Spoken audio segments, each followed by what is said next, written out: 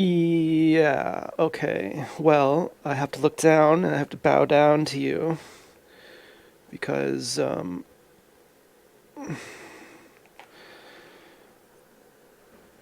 there it is. There it is. Oh, yeah, there it is. I had to bow down to you because I was inferior to you because my eyelid was all fucked up. I had to say, I'm not worthy of your company. Let me just bow down to you, secretly planning my plot to overtake you. Once I flick my eyelid up, and then my eyelid works properly, and I look like a real person, and now I'm your equal. Well, the concept of bowing is, you'd think how unenlightened. There's an enlightened master, and you have to bow down to him and touch his feet, and isn't that a little bit unenlightened of you, Mister Master, that you have to, have someone bow down and touch your feet? And but the point of it is actually it's an ego check for you as the one who bows. You can't bow to someone if you have an ego about you. And if you do, the master will see. The master will see when you bow down to him that you're actually thinking, I should be the master. Fuck you. I'm the real master here. Hey, it should be you listening to me, punk. The master can see that. So he sees, it's an act of surrender, but it's to allow the master to see where you're at, basically. And so I try to, talk to you and not at you. Sometimes I have kind of, you're just the audience, and you're just gonna listen to me, and you're gonna laugh, and you're gonna make me feel special. Okay, you got it. And then I'm like, I have these moments where I'm like,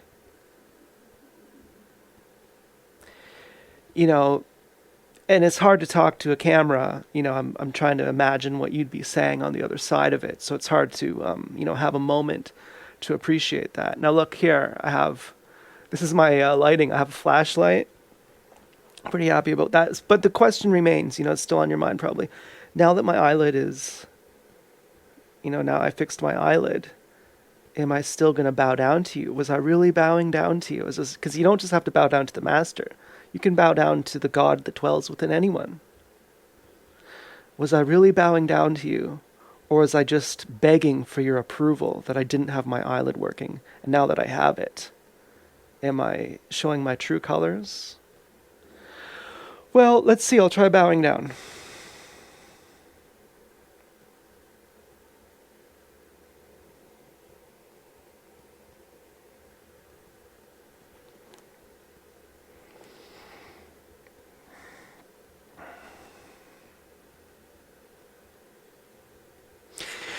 On my energy front, I have a good, I don't want to say it because it just sounds too messed up, but on my energy front, I have a good feeling of totality.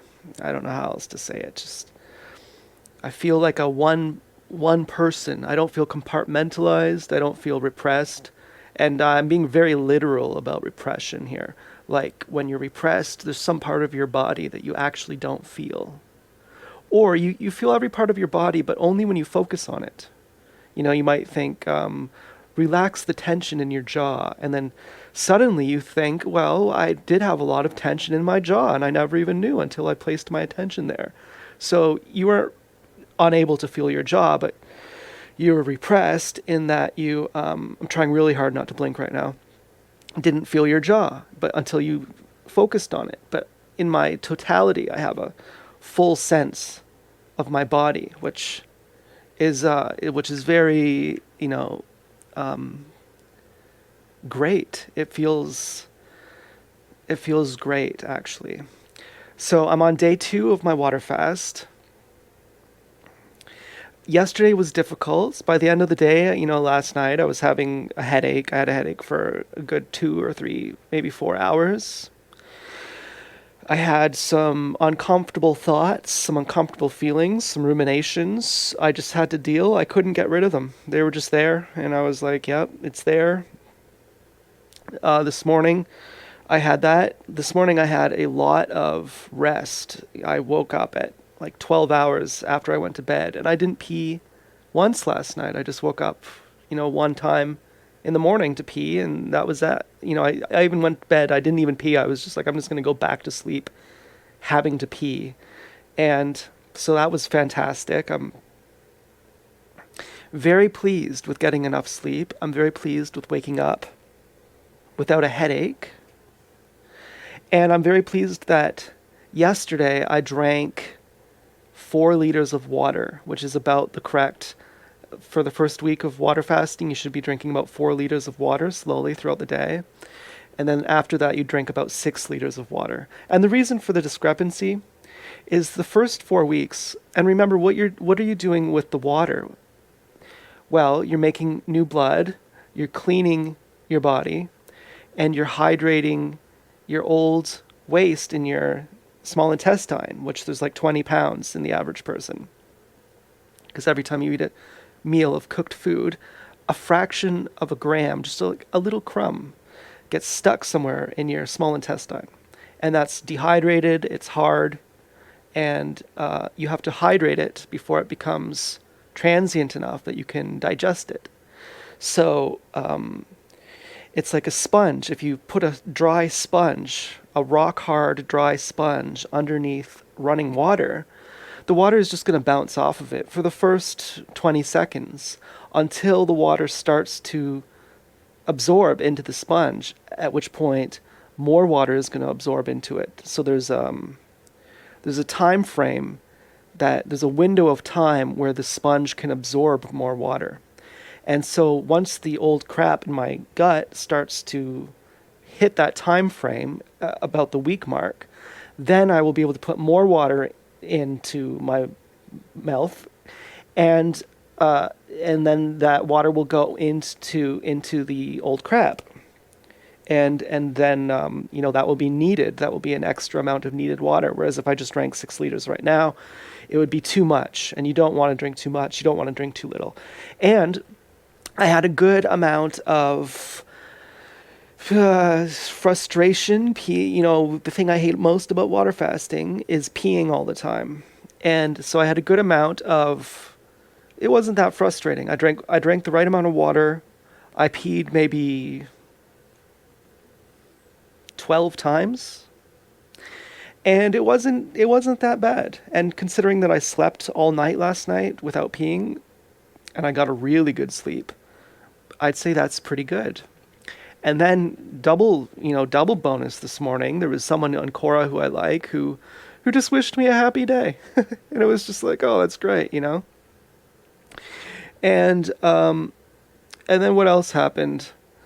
Well, I just got some nice comments, and I was ruminating. I woke up again this morning ruminating on some trauma, and so I had to get that feeling of totality in my body. And this is kind of inside dialogue talking. This might not make sense, but subjectively to me, this makes sense. So somehow it translated that when I felt my totality of my physical body, the mental rumination went away. And the body and the mind are linked, I think. I've heard, it seems true. I think I could pretty much say that on my own authority. The body is the gross part of the mind. The mind is the subtle part of the body. They're the same thing. And so when you do something good for one, you do something good for the other. I mean, I don't know. I don't really know how, when you do they're the same. When you affect one, you affect the other. So yeah, that's true. And then there's the dilemma of the Wendy's whore. So I have to talk about this because there's this girl, and really it's my old buddy Owen, who he talked about this. He was like, you got to tell these girls that they're just Wendy's whores, because that's the only thing they relate to. For their own good, you have to make them squeal to you that they're just a little Wendy's whore. They're just going to work at Wendy's for their whole life, and that's actually where their mindset is. Like well, anyways, the point I'm trying to say is there's this girl who I used to be in love with, who last night in my rumination phase, her memory came back to me because sorry to be picking my nose. I'm fucking itchy. Um, I was listening to this song by The Cure, and it was like, "Take me home like you used to do. Um, this kiss could cost my life."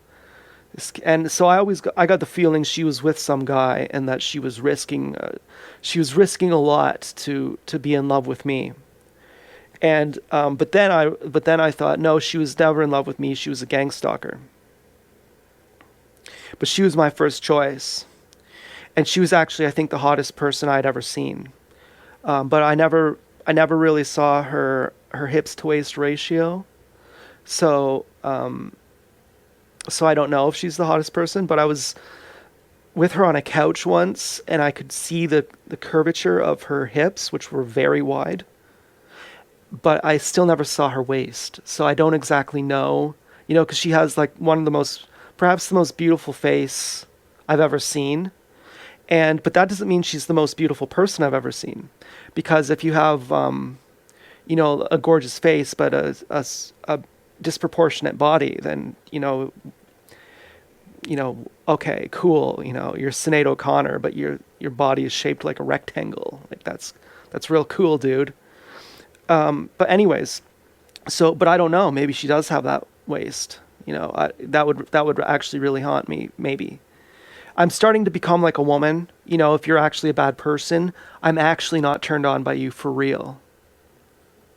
But anyways, so the memory of her came back, and I was thinking, she's just a Wendy's whore, and she has this husband, and she can't get away from him because she's a Wendy's whore. It's not that she's being held captive. And it's not that she's a Wendy's whore that makes me not like her.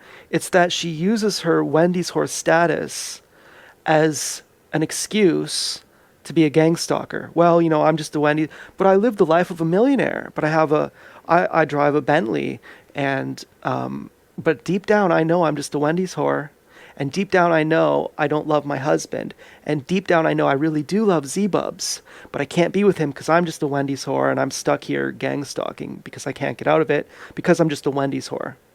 That's what I was thinking. And I was thinking, do I, what if she really does love me, and she really did risk everything just to show me that she loves me, and she can't get out of it because she's stuck in this predicament due to her being a Wendy's whore? Would that make me love her? Would I? Because she was my first choice. She was the one I loved more than anyone. She was the one who made me the most like excited about life. And so, and it was really disappointing when all those feelings that I had associated to her went away. Because what happened was, I fell in love with her, and it was the best feeling of my life. Okay, I had been obsessed with her for about 10 years, and then when I finally felt that she loved me back, it was the best feeling of my life. It took me about 10 years before I felt like she loved me back. And it was after that, though, after that best feeling of my life, an even better feeling happened, which I called spirituality, which was like, it was like the feeling I felt with her, it transferred to everything.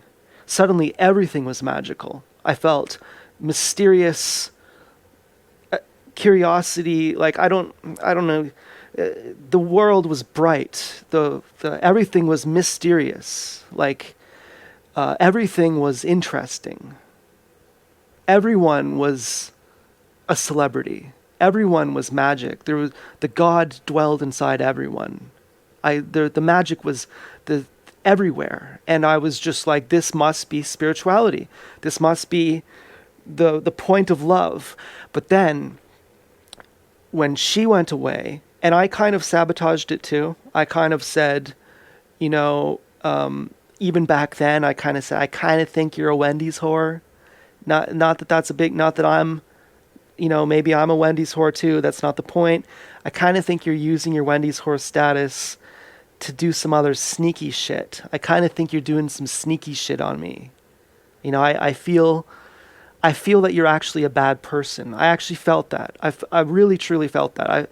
I thought, I think you're actually my favorite person, and I want to This is how I felt. This might be stupid. I felt, I'm not saying I would have, but I felt like I wanted to die for her if that's what she wanted. That's how strongly I felt. And I thought, and yes, I know you're a bad person.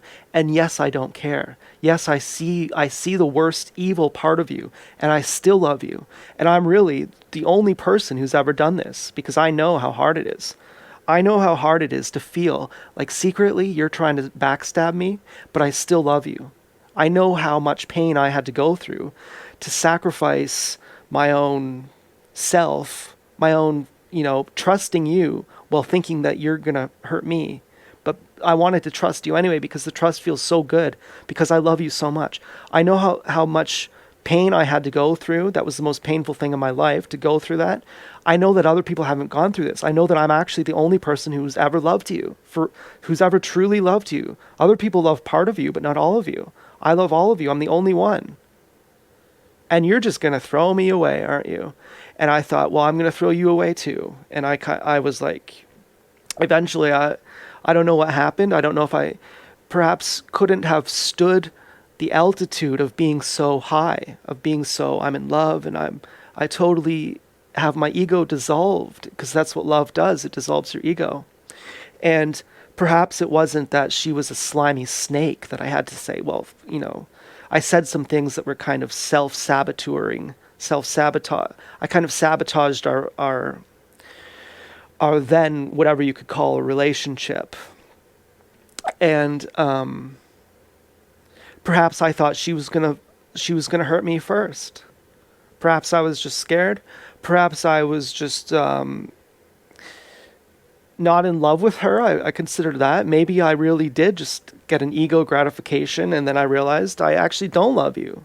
I just, you're just like Clive Owen in that movie with Natalie Portman, where she's obsessed with him, and then one day she's like, "Get out of my apartment! Like, who the fuck are you? I don't even know what I was doing, longing for you." I had those thoughts too, and now that I think you love me, who the fuck are you? And then I also had the thought that it was just too high for me. It was just too, my ego is dissolved. I'm completely in outer space right now. I'm over the cloud happy. I'm feeling unfamiliar. Everything is new all day, and I want to go back to my old self, to longing for you, and to say, look, remember the day I used to have her? I can at least cherish that memory forever. Now I can, that's at least something I can keep forever, that memory. This memory is so good, I don't want to ruin it. So I'm going to say fuck off now, goodbye. And I'm just going to keep the memory now of you forever. And that's what I'm going to cherish, because the real you could disappoint me. So out of cowardice, I'm just going to sabotage this. Now, and the thought crossed my mind, what if she wasn't even a gang stalker? What if what if she wasn't doing anything slimy? Well, yeah, even if she wasn't a gang stalker, I still got the feeling she was beyond a Wendy's whore, that she was doing some other stuff. I felt somehow like she was stunting on me. Like, for example, she told me, I don't even want to go into it, but just some things that it made me feel like she was so above me. Like she was just so above me. Like she was power tripping. Like that was her point. Her point was to say, and don't you want to be with me? I know it, and I want to watch you squirm for me. And then it seemed to kind of backfire on her. She was kind of like, oh my God, I expected you to tell me to fuck off, but you just you bowed down to me for real, and now I feel like the guilty one. Yeah, well, that kind of factored in too to my rumination last night. What if I fucked up getting rid of her? But there are some things. I think she was a gang stalker. Thing number one, she lives all over the place, but she doesn't live in Kitchener. And that's at least an hour away from the closest place that she lives. And I thought I saw her in Kitchener. Another time, I thought I saw her walking in front of my house in Toronto. Another time, she got my email. How did she get it? I didn't tell her that email, but she knew it. And I told her, I don't know how you got my email. She didn't even respond. She just ignored that part. So those three things, those made me think she was a gang stalker. Plus a fourth thing, I saw a guy who looked exactly like her, right near where I thought I saw her in my town. And I thought, I wonder if that's her dad. This guy looked uncannily, like, exactly like her.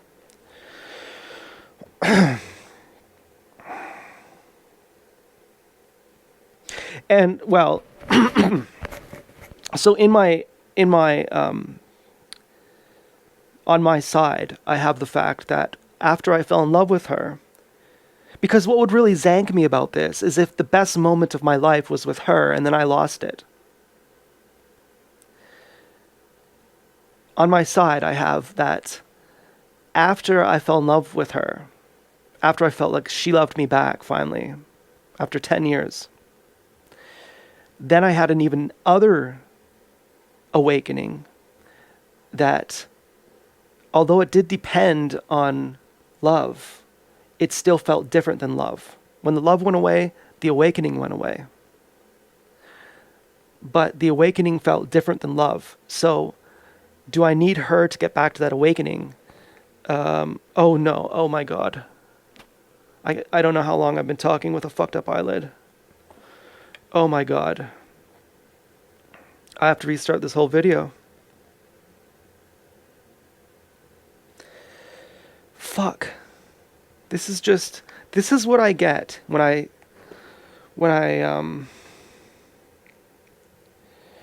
need to drink some water.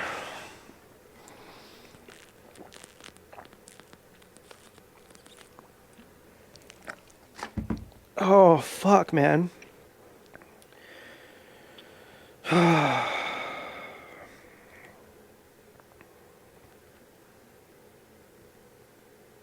Well, she wouldn't talk to me on the phone either.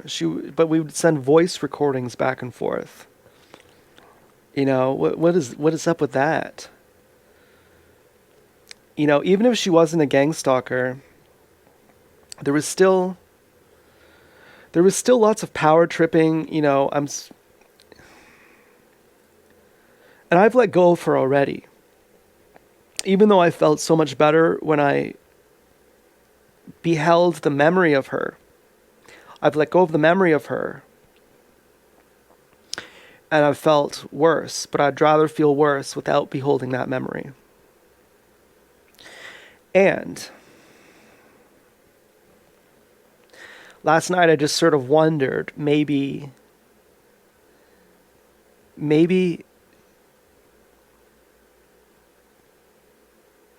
I mean, she was the love of my life for 10 years. She was my first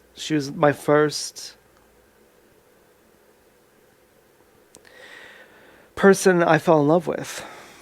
And, you know, I fell in love with tons of people. I've been infatuated with tons of people before her and after her. But she was the first one who I thought, this is the very best one. This is the one who, like, really does it for me. You know, I had searched for her for years.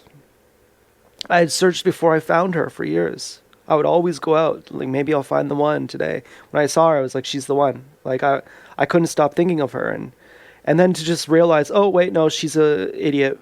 She, you know, goodbye. You know, and there's all these layers and there's these nuances and there's these, you know, there's such a history, and it's just like, and the history is intertwined with my growth, with my identity. I've built my life, myself around her, and then it's like, oh, goodbye, you're gone, bye forever. Yeah, the memory of you now, it's just nothing. You know, I'd rather be on my own. You know.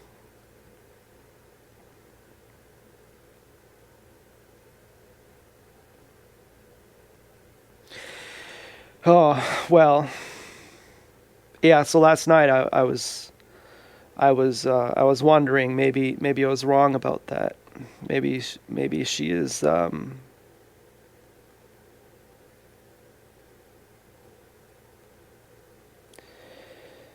Well, even if she was someone who I still loved, well, she's not here with me, you know.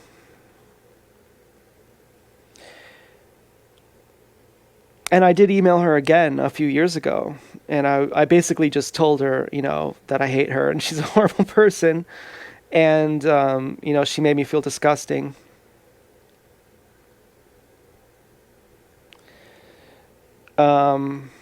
And she never responded to that.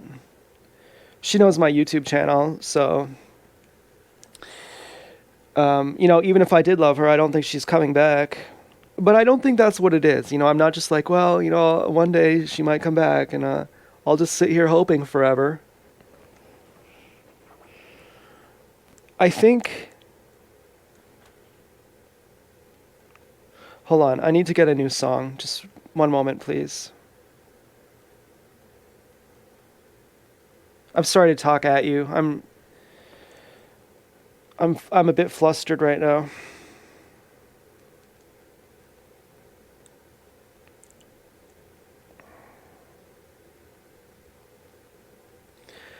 I'm trying to remember my totality. Okay, I got a good song. Finity by Boards of Canada.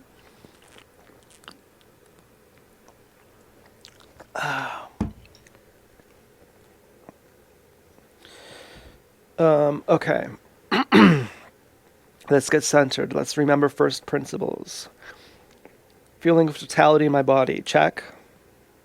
Check.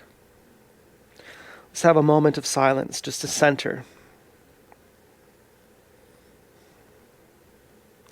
Oh, that feels good. Let's just check my eyelids, make sure I don't look like a Picasso painting. Yeah.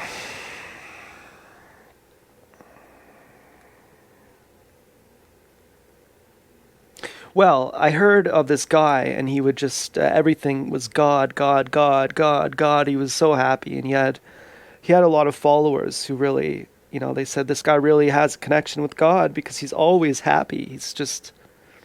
He's always happy. And Osho went to visit him, and you know, maybe I'm just making this up, but I think I'm remembering this. Sometimes plagiarism is confused with remembrance. You take the effort of remembering a song you heard, but you're remembering it from your subconscious, and the effort to remember it, you confuse that with inventing it. So you'll plagiarize a song and you won't actually know it. You'll think that you just made it up. But so I think I'm remembering this. Osho went to this guy and he said, the thing that makes you happy all the time is that you keep remembering God. It's not God who's making you happy. It's that you're beholding this idea of God all the time. And that puts you in a state of auto-hypnosis. And so if God is really real and he's really part of you, then stop remembering God for 3 days. And if God is really part of you, then you don't need to remember him all the time. He's just there already. And see what happens. And this guy came back and he was just like miserable after 3 days because he just had this idea that he was beholding of God. And I see these God people sometimes, and they're like, you know, to get through gang stalking, we have to remember the Holy Spirit. God is the only thing that's going to save us. And I feel like that's what they're doing. I feel like they have this idea that the God, the Father, that the infinite God Father is protecting them, and they just hold it as a sort of fantasy, and they use that as a way of staying delusionally happy all the time. But without that idea, without that almost like a cult sort of fanaticism, then they wouldn't be, you know, they wouldn't be happy. And then there's also Neem Karoli Baba, who I think was authentically spiritual, and he would write in his diary, God, God, God, God, God, God, God. That's all he'd write, just pages and pages of just God, God, God, God, God. And for him, I don't think it was the same thing. I think he was doing something different. I think he had realized his spirituality and he was expressing it. Whereas these other people, they haven't realized anything and they just hold on to some kind of fantasy to keep them going. And somehow that reminded me of this girl. You know, I just keep this girl in my mind, and she's always there, and it just keeps me going and going and going. And but then it's like, well, do I really? Is she really part of my life? You know, she told me I would find her in all things. What a pretentious thing to say. I mean, well, anyways, so I've wondered, maybe I am, you know, a little bit of a fanatic like that. And last night, those, you know, in the late of the night when I hadn't eaten, and those rumination feelings came back. Hey, I remember the good old days when you would chant that girl's name and behold her memory, and it would bring you to this certain mindset where you felt like everything is okay. You know, where you felt totally cool, totally that the hottest girl alive loves you. Huh? Aren't you something? And all those people who rejected you, if they could only see you now, that look who you finally wound up with. Meanwhile, she's off with some other guy. She doesn't even remember my name. You know, she's probably gang stalking me, trying to get me to kill myself so she can get an extra $20. She's like that fucking guy. I just copied and pasted the script of that guy. Fuck that guy. You know, and then sometimes I wonder, what if she really is a gang stalker? What if she is? What if she really is watching this? What if she really is just to be pitied? Like, what, you know? What if?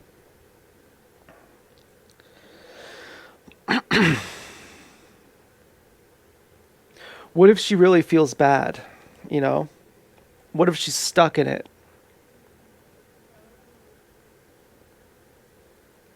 Yeah, I entertain that too. What if she's stuck in it? What if they say you got a gang stalk, or we're gonna blow up your house? And she really does love me, and she's really stuck in it. And it's not that she's a Wendy's whore; it's that she's actually being human trafficked, just like us. Because there are gang stalkers, at least one who became a TI who said that. He said, "Don't join them because if you quit, they'll touch your family." What if she is actually stuck in it? How do I feel about her then? Well, even then, I don't think I'd be a gang stalker. You know, what's the worst that's going to happen? You're going to become a TI.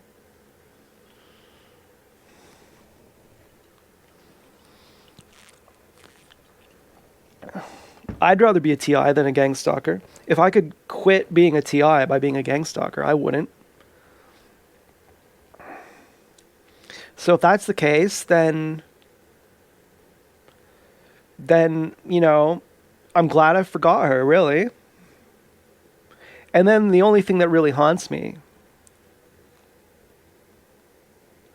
is what if her waist is actually really thin?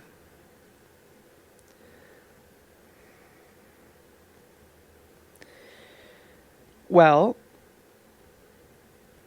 I have seen another girl as hot as her at the strip club named Natalia.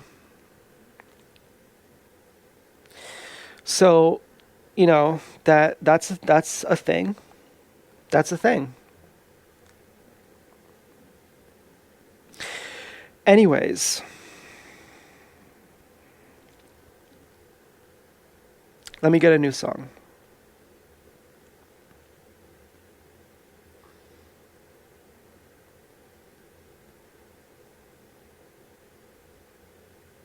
Oh, here's a really good one.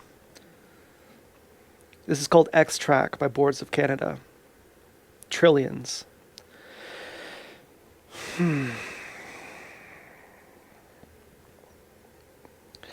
Okay, so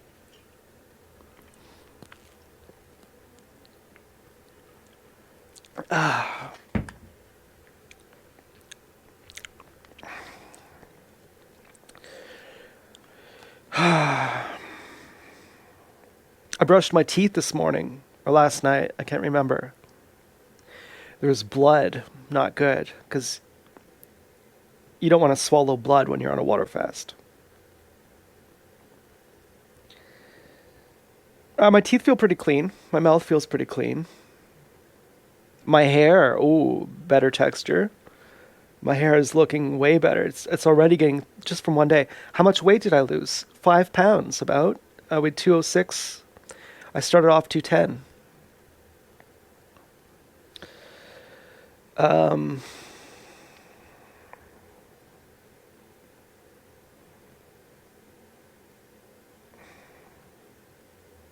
Oh, we've entered the silent meditation phase.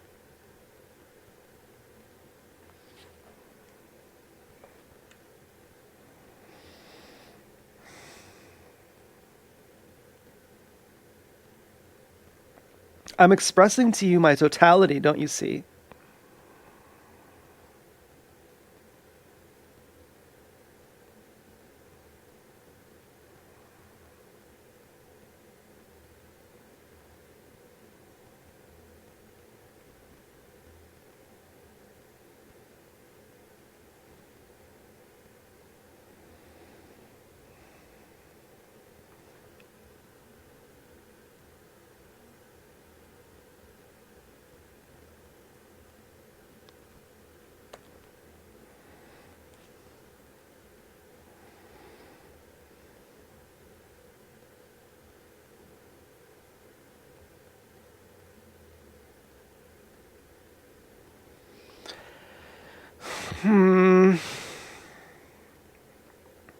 I'm getting more sensitive.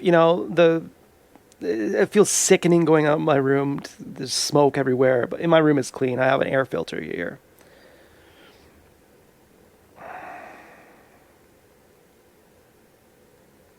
I'm enjoying the silence. I can't beat Sekiro. That's the other thing. I'm trying so hard.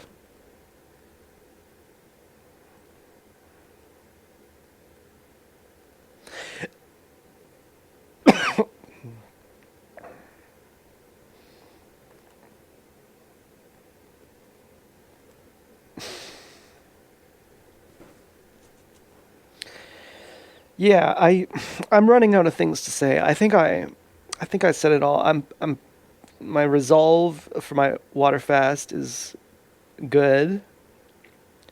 I feel really good. I don't feel hungry. I did think about breaking it. Just quit, start again tomorrow. That was the kind of thing in my mind. Don't just quit, but start again tomorrow. Don't quit. Don't just forgo the whole thing. Just, that was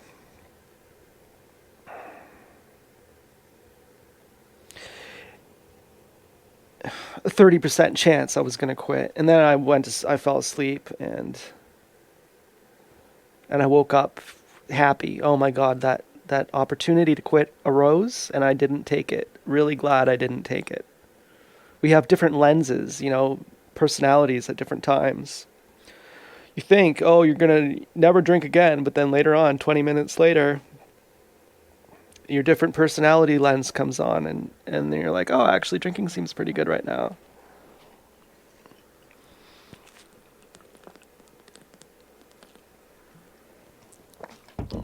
Well, I have some batteries coming in the mail. That's exciting. I have some AAA batteries for this thing, and then I have some AA batteries for my iRig Pre 2 preamp for my Shure SM11 microphone, which I love. And my relationships are going good. There's lots of people I appreciate who appreciate me, and my meditation is, well, that's my sense of totality, and that's basically what I'm refining. So today I had a significant breakthrough in that, in which my whole body feels like one unit. Like I don't feel compartmentalized. I feel like I'm one whole. I did have some kind of traumatic thoughts this morning again. Not the rumination from last night, but traumatic thoughts of just feeling victimized, feeling the gravity of how much I've been victimized. Not in a self-pity party, but in a sort of, have I really dealt with this? Like, this is, you know, have I ever cried about this? Am I so numb that I can't even feel how much this actually hurt me?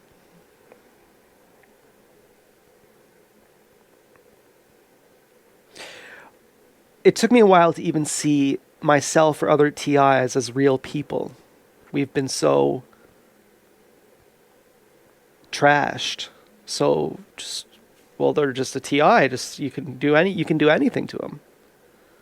I was watching a woman last night talking about a gang stalker saying to her, she's a targeted individual. So you mean I can do anything to you and nothing's going to happen to me? And this is when the targeted individual is finding out that this gang stalker is a gang stalker. She's confiding in her, telling her about, I'm a targeted individual. She's telling her all about it all. And as she's telling her, she's realizing that her so-called friend is actually a gang stalker. And her friend responds to hearing all this about the targeted individual phenomenon.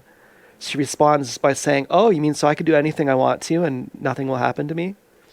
And so I felt like that, like we've been so discarded that I've actually felt like we're not even human, like we don't even matter. Like, well, that's just a TI, you can just do anything to them. And so that's part of my healing. Like I can see other TIs now as real people. And I can kind of see myself as a real person. So when I think about bad things that have happened to me, I'm like, oh yeah, I really should be crying right now if I wasn't, if I didn't have my feelings removed.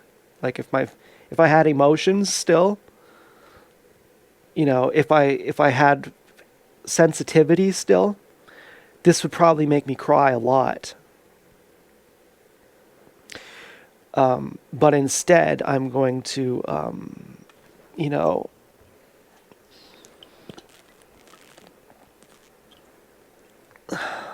get fat and eat some macaroni. So I think that the water fast is, it makes me more sensitive. I think that's helping deal with my issues.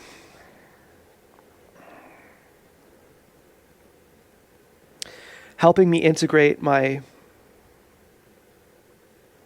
healing into my, I don't know what I'm trying to say.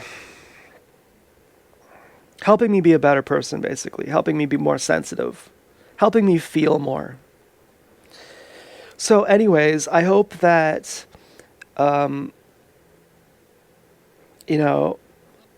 I mean to say is, thanks for watching and goodbye.